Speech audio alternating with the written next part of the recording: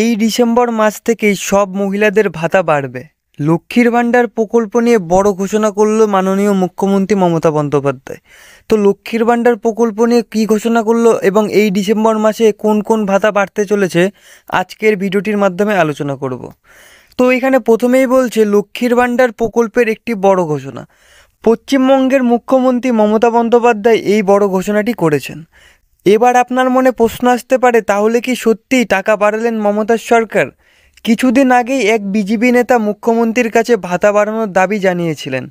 তবে কি এবার সেই কথাই শুনে নিলেন তিনি? রাজ্যের মহিলাদের পাশে দাঁড়াতে কোন উদ্যোগ নিলেন মাননীয় মুখ্যমন্ত্রী মমতা বন্দ্যোপাধ্যায়, আজকের এই ভিডিওটির মাধ্যমে আপনাকে জানানো হবে। তো সেটা জানার আগে আজকের ভিডিওটির বিষয়সূচি সবার আগে আমরা জেনে নেব। অর্থাৎ আজকের ভিডিওটির মাধ্যমে যে বিষয়গুলি আলোচনা করব সেই বিষয়গুলি আগে দেখে নেব আমরা।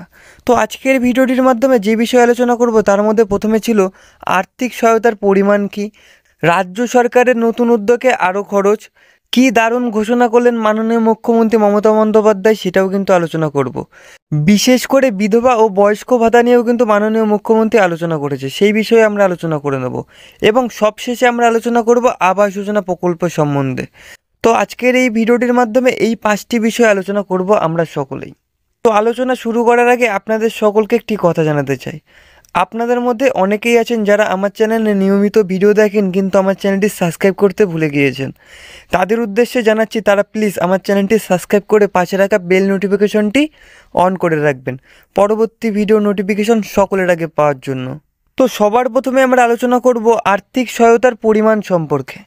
তপশিলি জাতি ও উপতপশিলি জাতির মহিলারা প্রতি মাসে 1200 টাকা করে পাচ্ছেন এই লক্ষ্মীর ভাণ্ডার প্রকল্প থেকে, এবং অন্যান্য শ্রেণীর মহিলারা প্রতি মাসে 1000 টাকা করেই পাবেন। রাজ্য সরকার কিন্তু ইতিমধ্যে এই লক্ষ্মীর ভাণ্ডার প্রকল্পে প্রায় 48,490 কোটি টাকা ব্যয় করে ফেলেছে। তো যাই হোক, এরপরে আমরা আলোচনা করব রাজ্য সরকারের নতুন উদ্যোগে আরও খরচ। তো এখানে বলছে আর এই উদ্যোগের জন্য রাজ্য সরকারের মোট ব্যয় 54,000 কোটি টাকা ছাড়িয়ে যাবে। লক্ষ্মীর ভাণ্ডার প্রকল্পের জন্য মোট আর্থিক বরাদ্দের পরিমাণ হবে 625 কোটি 20 লক্ষ টাকা। তো এখানে বলছে মুখ্যমন্ত্রী মমতা বন্দ্যোপাধ্যায় গর্বের সঙ্গে আরও উল্লেখ করেছেন যে পশ্চিমবঙ্গে প্রথম রাজ্য যেটি লক্ষ্মীর ভাণ্ডার প্রকল্প চালু করেছে, এবং এটি অন্যান্য রাজ্যের জন্য একটি মডেল হয়ে উঠেছে। এমনকি পরিবারের একাধিক মহিলা থাকলেও এই প্রকল্পটির মাধ্যমে পরিবারের সকলেই এই প্রকল্পের সুবিধা পেয়ে থাকে।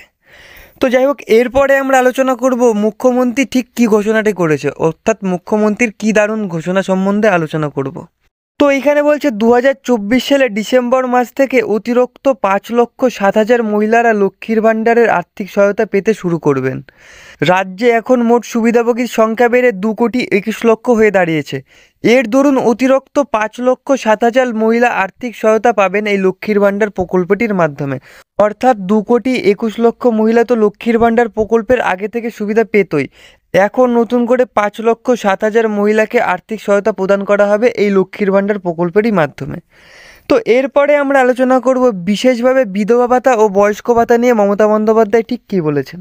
তো এখানে বলছে জানা গিয়েছে ডিসেম্বর থেকে 43,900 সদ্য বিধবা নারী বিধবা ভাতা পাবেন। এতে মোট 20,75,000 নারী উপকৃত হবে বলে জানা গিয়েছে।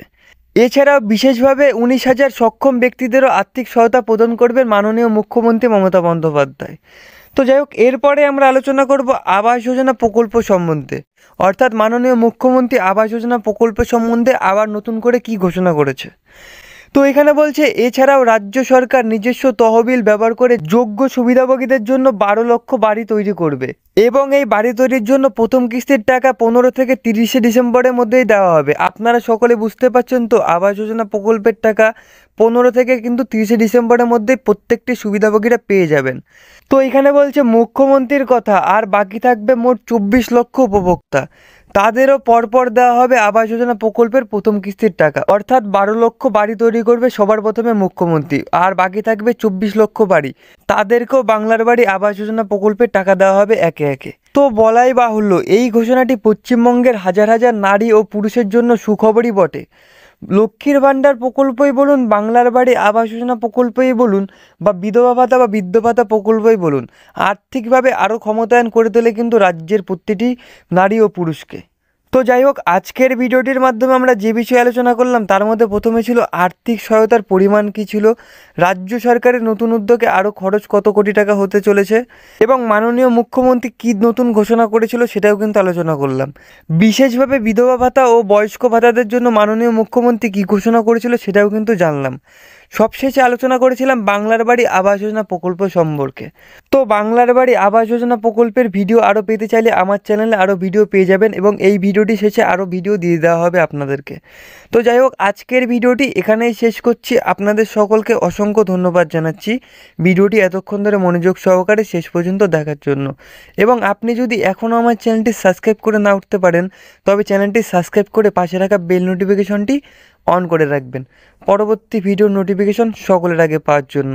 এবং ভিডিওটি ভালো লাগলে পরে অবশ্যই ভিডিওটিতে লাইক কমেন্ট এবং আপনার নিকটবর্তী কারো কাছে শেয়ার করতে পারেন। আজকের মতন এখানেই শেষ করছি। ভালো থাকবেন, সুস্থ থাকবেন।